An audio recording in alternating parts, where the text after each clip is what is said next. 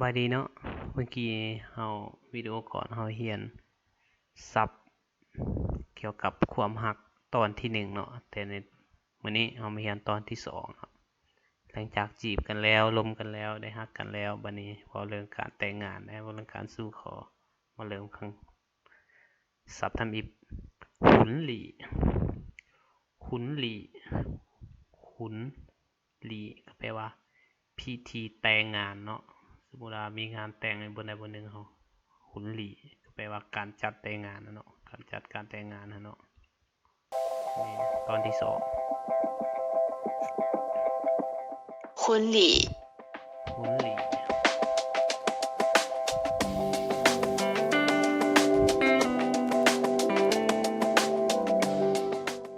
婚礼หุนหลี่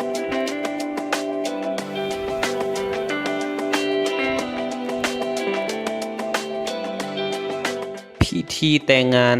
พิธีแต่งงาน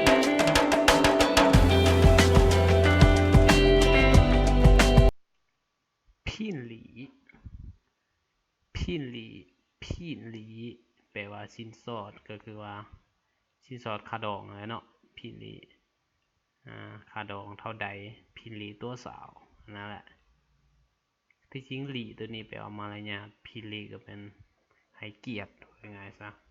ให้ค่าดองนั่นแหละเนาะให้ค่าดองสูสิแต่งเมียแน่นอนแหละต้องได้เว้าเรื่องค่าดองเนาะ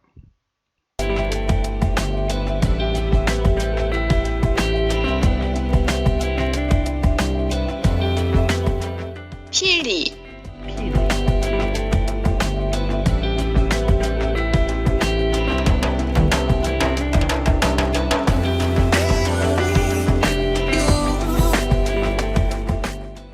聘礼พิน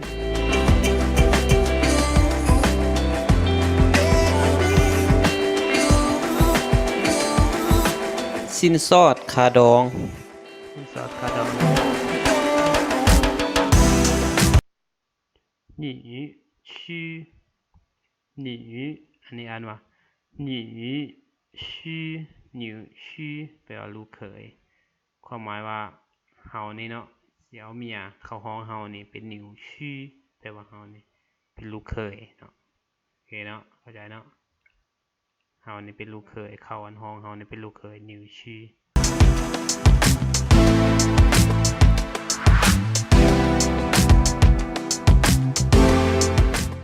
女婿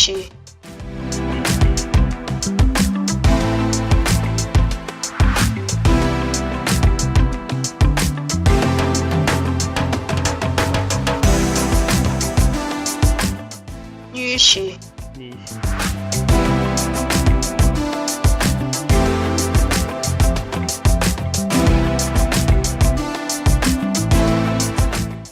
ลูกเขย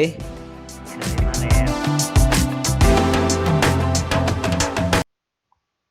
สินหลางสินหลางแปลว่าเจ้าบ่าวเนาะอันที่แปลสินตัวเดียวนี่แปลว่าใหม่เนาะหลางนี่หลางตัวนี้แปลว่าชื่อว่าไหนๆเนาะภายสายเนาะพอเราภายสายเนาะสินหลางแปลว่าเจ้าบ่าวเนาะเจ้าบ่าวเอาไปแต่งเมียเขาห้องเขาในเจ้าบ่าวเป็นสินหลางนะเนาะ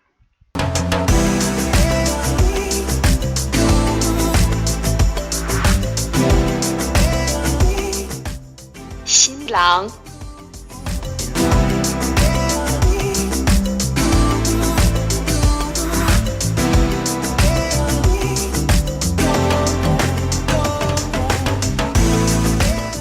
新郎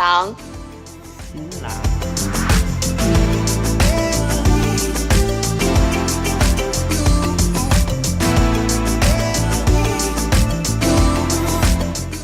เจ้าบ่าว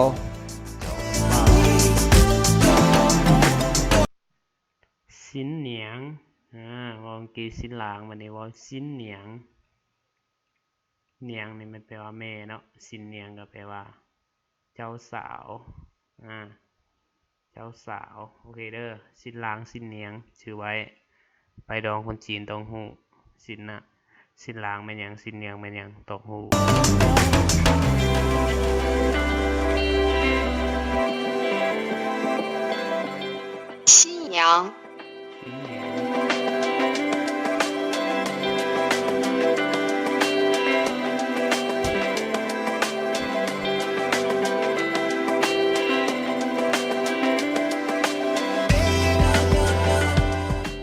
新娘，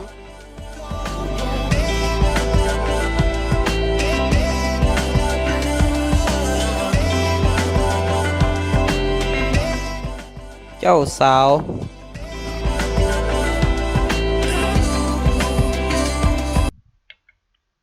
配偶配偶配偶ก็แปลว่าคู่สมรสตัวนี้เนาะสำหรับเพโอนี่สามารถเว้าเกี่ยวกับคนกับสัตว์คนก็ได้สัตว์ก็ได้เนาะคู่สมรสก็แปลว่าเป็นคู่ผัวเมียเลยเนาะเว้ากับคนนี่ม่วนกว่า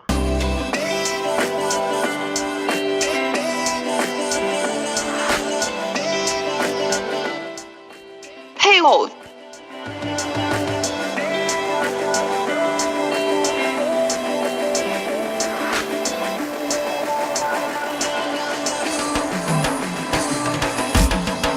配偶，配偶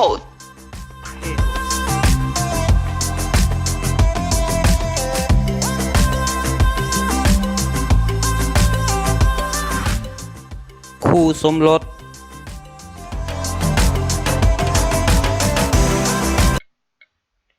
结婚登记结婚登记结婚แปลว่าหยังแต่งงาน登记แม่นหยังการบันทึกความหมายว่าทะเบียนสมรสนั่นเองแปลว่าการบันทึกการจดทะเบียนสมรสนั่นแหละ登记登记ก็แปลว่าจดบันทึก เจียหุนเติ้งจี้ก็แปลว่าทะเบียนสมรส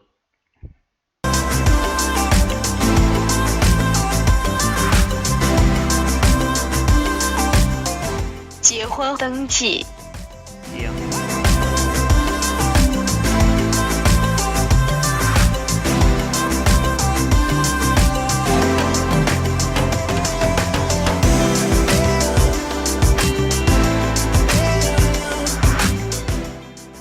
结婚登记，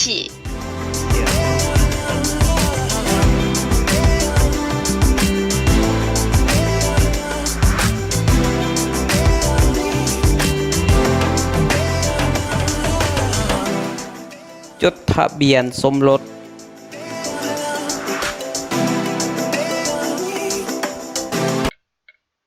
เจียหุนเจิ้งชูเมื่อกี้นี่จดทะเบียนเนาะอันนี้เป็นใบทะเบียนเมื่อกี้นี่จดทะเบียนตัวนี้เป็นใบทะเบียนเนาะเจียหุนเจิ้งชูก็แปลว่าใบยังยืนการแต่งงานอะไรเนาะเจิ้งชูนี่เป็นใบยังยืนเนาะชื่อไว้เจียวหุนเจิ้งชูก็แปลว่าใบทะเบียนสมรสหรือว่าใบยังยืนการแต่งงาน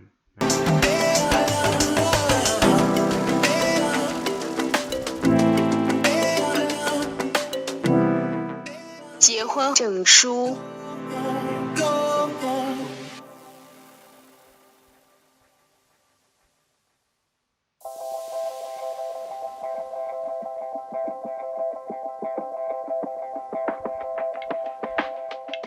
结婚证书，เจียหุนเจิ้งชูแปลว่า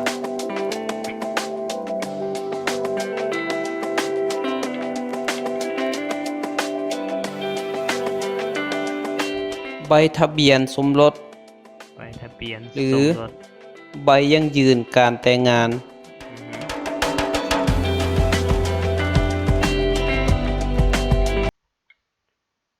ป้ายเทียนตี้ตัวนี้เนาะความหมายก็คือนบเขาไหวฟ้าดินเนาะก่อนที่แต่งงานก็ไหวฟ้าดินมันมีไหวฟ้าดินไหวคู่ไหวพ่อแม่เนาะผู้ใหญ่ผู้แก่แล้วก็ไหวซึ่งกันและกันอันนี้ไหวฟ้าดินก่อนป้ายเทียนตี้ป้ายตัวนี้แปลว่าไหวก็คือว่านบนี่แหละไหวเลยไหวนี่เนาะเทียนแปลว่าฟ้าตี้แปลว่าดินไหวเทียนตี้ไหวฟ้าดินแปลว่าป้ายเทียนตี้อย่า ค่อนข้างสับสนหน่อยนึงเนาะแต่บ่สับสนฟังเบิ่งตามครับเดี๋ยวเห็นเนาะ拜天的，นี่เป็นอย่างที่อยู่นะว่าอยู่ในดินทางเดินอย่างนั้นนะอย่าง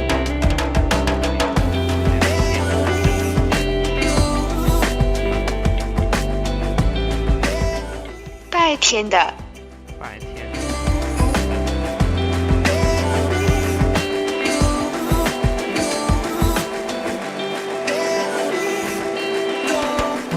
ไหว้ฟ้าดิน ฟ้าดินไหว้เนาะมันไหว้นะไหว้ฟ้าดิน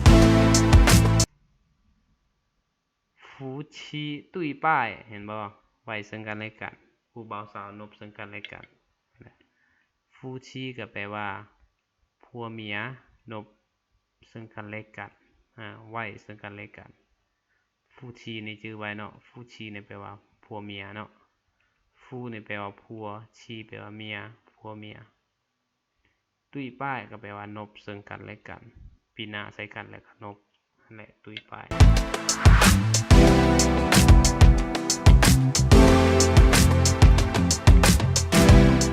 夫妻对拜，ตุ้ยป้าย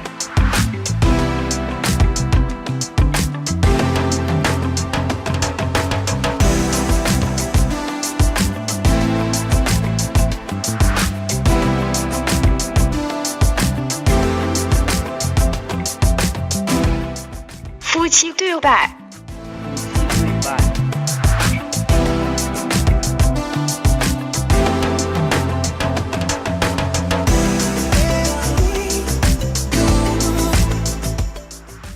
ผัวเมียไหว้ซึ่งกันและกัน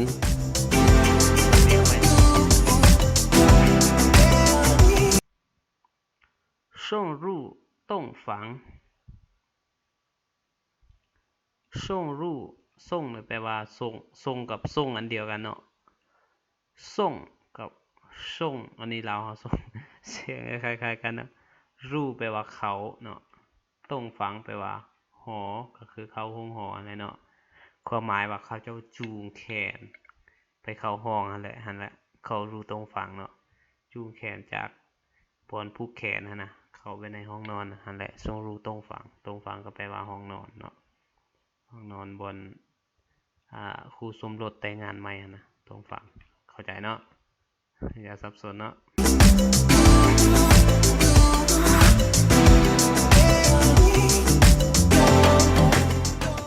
送入洞房，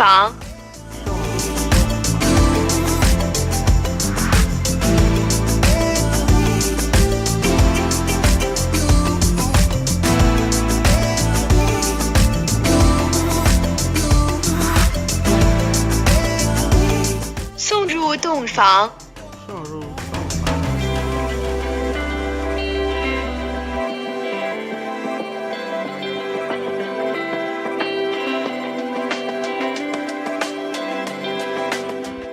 ส่งไปเข้าโรงหอ หรือส่งไปห้องตอนแต่งงาน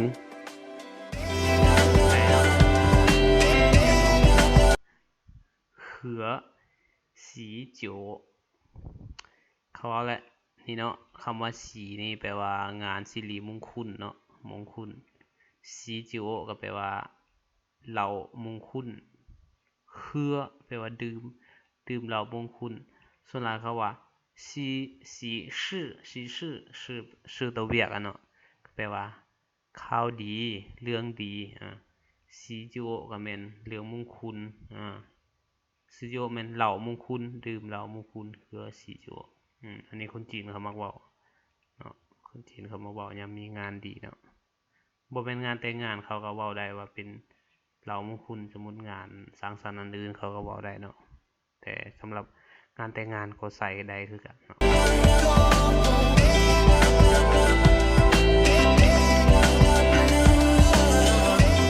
喝喜酒，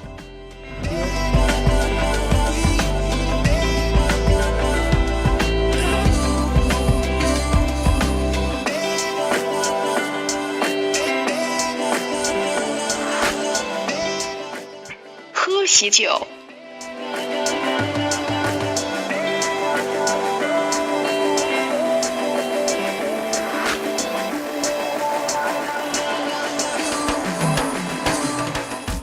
ดื่มเหล้ามงคุณ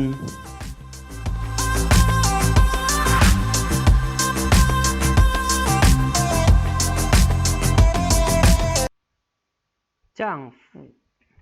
จ้างฟู่แปลว่าผัว อันนี้เป็นสำหรับผู้หญิงของผู้ชายเนาะผู้หญิงว่าน่า是我的丈夫ก็แปลว่านั่นเป็นผัวของข้อยผัวหรือสามีจ้างฟู่ชื่อไว้เนาะจ้างฟู่แปลว่าผัวโอเคหรือสามีนั่น丈夫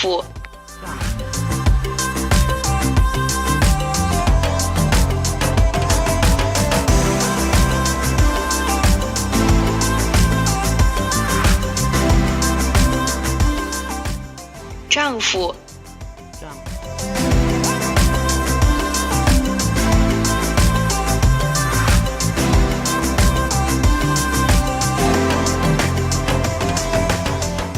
สามีหรือผัว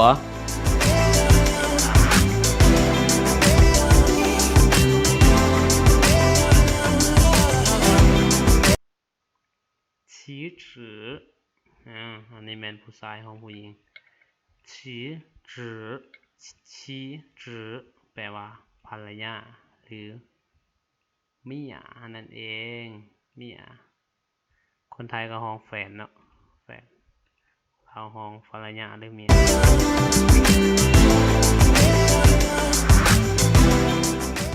妻子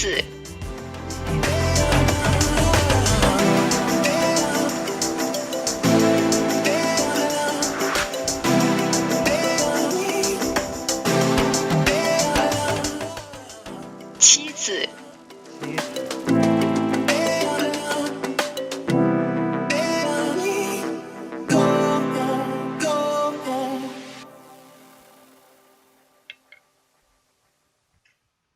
แปลว่า ภรรยาหรือเมีย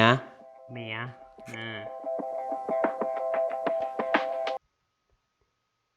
蜜月蜜月蜜月แปลว่าฮันนีมูนฮันนีมูนหลายคนคือสิเข้าใจเนาะความหมายก็คือก่อนแต่งงานเนาะก่อนแต่งงานกันคู่บ่าวสาวไปเที่ยวไปสนุกนำกันก่อนเลยจึงมาแต่งงานนั่นแหละของฮันนีมูนส่วนหลายคนต่างประเทศมักเฮ็ดเนาะแต่คนลาวเฮาก็มีอยู่บางคู่เนาะแต่บางคู่บ่มีเนาะ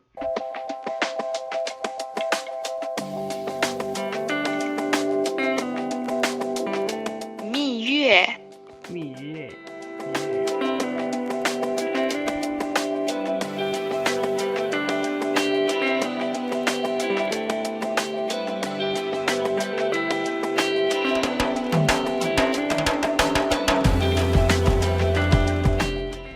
蜜月蜜月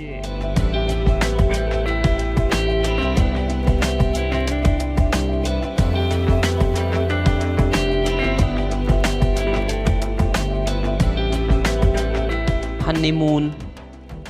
หรือไปฮันนีมูนกับแฟน